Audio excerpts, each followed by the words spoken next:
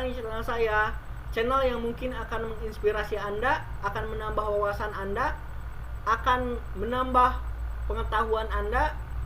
Nah, di sini saya akan membahas tentang social contraction of technology. Oke, nama saya Muhammad Hendrawan. Kebetulan saya mempunyai tugas, yaitu tugas komunikasi media massa dan media baru. Tugasnya tugas UAS, dan Bapak dosen saya itu Bapak Iwan Setiawan SE MIKOM. Saya juga berkuliah di salah satu kampus yang ada di Jakarta, yaitu STISIP Widuri. Sebelum kita lanjut, alangkah baiknya kita harus mengetahui nih, STISIP Widuri itu di mana tempatnya, bagaimana tempatnya, kampusnya seperti apa. Pasti kalian akan suka sekali dengan kampus ini. Oke, baik. Sebelum kita akan membahas tentang social contraction of technology, kita akan melihat bagaimana kampus STISIP Widuri.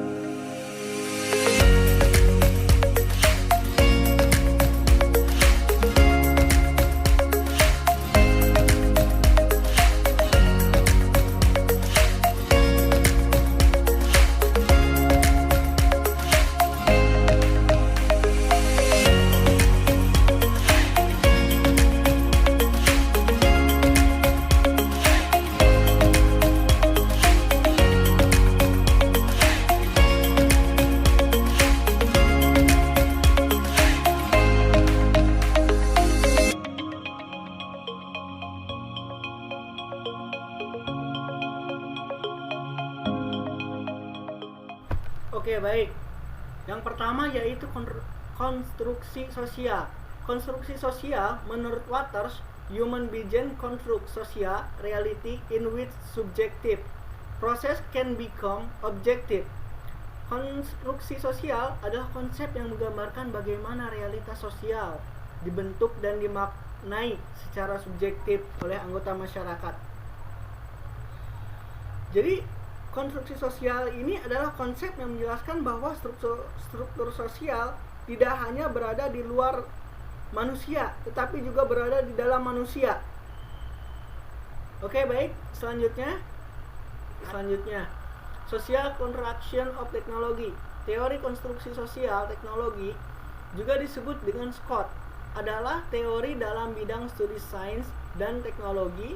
Para pendukung SCOT yaitu konstruktivitis sosial berpendapat bahwa teknologi tidak mendeterminasi atau tidak menentukan tindakan manusia, tetapi justru sebaliknya, yaitu teknologi terbentuk untuk menyesuaikan kebutuhan manusia. Mereka juga berpendapat bahwa teknologi yang digunakan tidak dapat dipahami tanpa memahami terlebih dahulu bagaimana sebuah teknologi yang tertanam berhubungan dengan konteks sosial. Oke, baik. Di sini para penganut atau pendukung teori SCOT ini, mereka menganggap bahwa teknologi ini ada karena adanya kebutuhan manusia. Jadi semakin kita membutuhkan sesuatu gitu, teknologi pun mengikuti seperti itu. Oke, baik. Selanjutnya 4 kajian yang melandasi teori konstruksi teknologi. A. Kajian fleksibilitas interpretatif.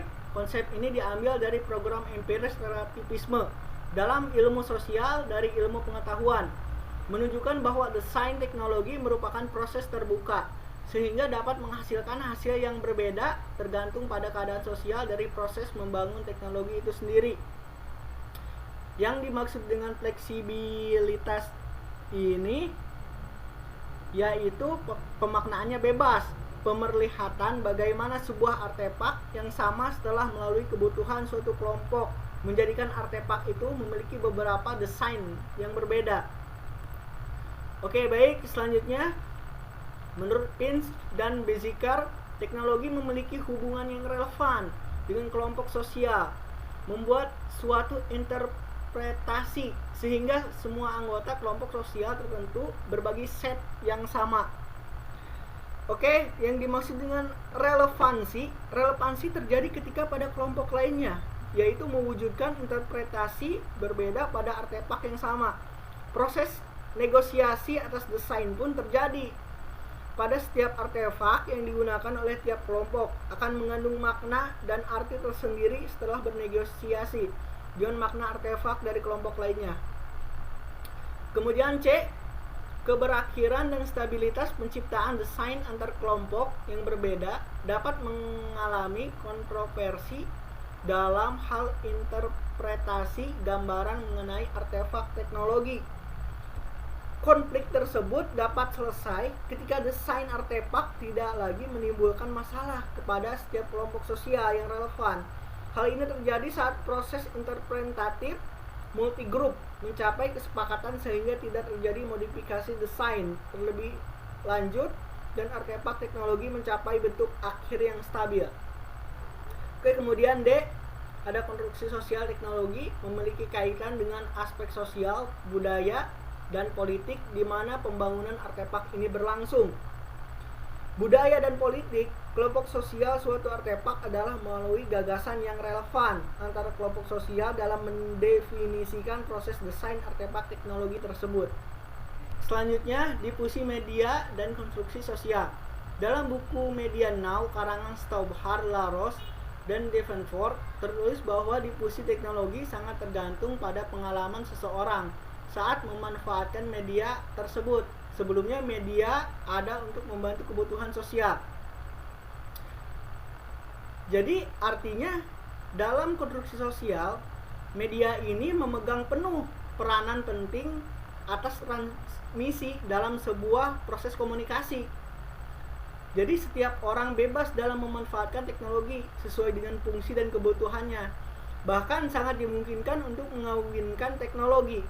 Contohnya, ketika kuliah, kemajuan teknologi, mahasiswa tidak lagi memerlukan kertas untuk menulis atau mencatat, menjelaskan dosen.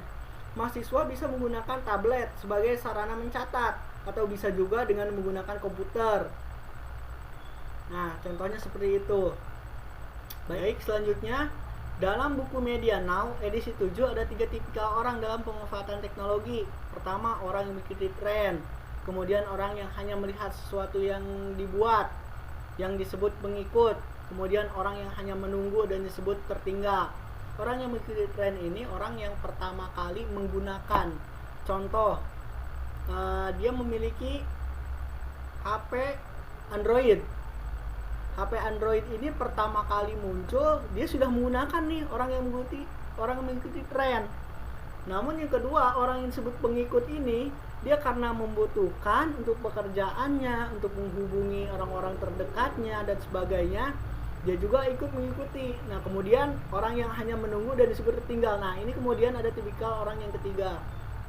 Oke, baik. Selanjutnya yang tentang kebaruan media. Baik, menurut Terry Flew dari Universitas Teknologi Queensland, Brisbane 2005, tampak dalam relasi humanistik antara kemajuan teknologi hardware, software, serta muatannya, dan dinamika kultural yang mencakup gaya hidup dan keadaan komunitas. Kebaruan media hanya terletak pada kecanggihan teknologi modern, melainkan tersembunyi di dalam kesadaran batiniah dan perilaku insan media massa. Jadi, tanpa adanya kesadaran dari diri kita bahwa harus ada kemajuan teknologi, maka kemajuan itu sendiri tidak akan ada. Kebaruan media pun itu tidak akan ada. Rekonstruksi sosial berusaha membentuk komunitas-komunitas berkeutamaan, virtual communicates, dengan menekankan peran teleference dan telementoring. Rekonstruksi sosial ini akan berjalan baik kalau didukung personalia media baru yang bukan hanya terampil, tetapi juga sungguh menyadari pentingnya perbaikan lingkungan, hukum, politik, ekonomi, sosial, pendidikan, kebudayaan, serta agama. Baik, selanjutnya kita akan membahas pertama, yaitu proses kelahiran konstruksi sosial media massa. 1. Tahap menyiapkan materi konstruksi. Dalam tahap menyiapkan materi konstruksi ini ada 3 hal penting. 1. Keberpihakan media massa pada kapitalisme. Jadi yang dimaksud dengan keberpihakan media massa pada kapitalisme ini, mereka hanya mengutamakan keuntungan semata, tidak untuk supaya bermanfaat untuk masyarakat. Kemudian keberpihakan semu kepada masyarakat. Bentuk dari keberpihakan ini adalah empati, simpati, dan berbagai partisipasi kepada masyarakat. Namun ujung-ujungnya adalah untuk menjual berita dan menaikkan rating untuk kepentingan kapitalis. Kemudian yang ketiga, keberpihakan kepada kepentingan umum. Bentuk keberpihakan kepada kepentingan umum dalam artian yang sebenarnya adalah visi setiap media massa, namun akhir ini visi tersebut tak pernah menunjukkan jati dirinya, walaupun slogan-slogan tentang visi ini tetap terdengar. Oke, baik, selanjutnya nomor 2, ada tahap sebaran konstruksi. Sebaran konstruksi media massa dilakukan melalui strategi media massa. Konsep konkret strategi media massa masing-masing berbeda, namun ada prinsip utama dalam real time. Jadi media elektronik memiliki konsep real time yang berbeda dengan media cetak lainnya karena sifatnya yang langsung live. Maka yang dimaksud dengan real time oleh media elektronik adalah ketika disiarkan. Selanjutnya, 3 tahapan pembentukan konstruksi. Tahap pembentukan konstruksi realitas ada 3 tahapan terjadi. 3 pembentukan konstruksi di masyarakat melalui 3 tahapan yang berlangsung, yaitu konstruksi realitas pembenaran. Kemudian kesediaan diskonstruksi oleh media massa, menjadikan konsumsi media massa sebagai pilihan konsumtif. Konstruksi realitas pembenaran sebagai suatu bentuk konstruksi media massa yang terbentuk di masyarakat yang cenderung membenarkan apa saja yang ada, yang tersaji di media massa. sebagai suatu realitas kebenaran. Kemudian yang kedua, kesediaan diskonstruksi oleh media massa, yaitu sikap genetik dari tahap pertama, bahwa pilihan orang untuk menjadikan pembaca dan pemirsa media massa adalah karena pilihan untuk bersedia pikiran-pikirannya diskonstruksi oleh media massa. Ketiga, menjadikan konsumsi media massa sebagai pilihan konsumtif, di mana seorang secara habit tergantung pada media massa. Media massa adalah bagian kebiasaan hidup yang tak bisa dilepaskan. Oke, selanjutnya yang terakhir, tahap konfirmasi. Konfirmasi adalah tahap ketika media massa maupun pembaca dan pemirsa memberi argumentasi dan akuntabilitas terhadap pilihannya untuk terlibat dalam tahapan pembentuk konstruksi. Selanjutnya, oke, ini berikut daftar pustaka. Kemudian ada thank you, see you next time. Oke, terima kasih telah menonton video saya. Semoga bermanfaat. Mohon maaf bila masih ada banyak sekali kesalahan kata, kesalahan bahasa, tata letak dan sebagainya. Dari saya terima kasih. Wassalamualaikum warahmatullahi wabarakatuh.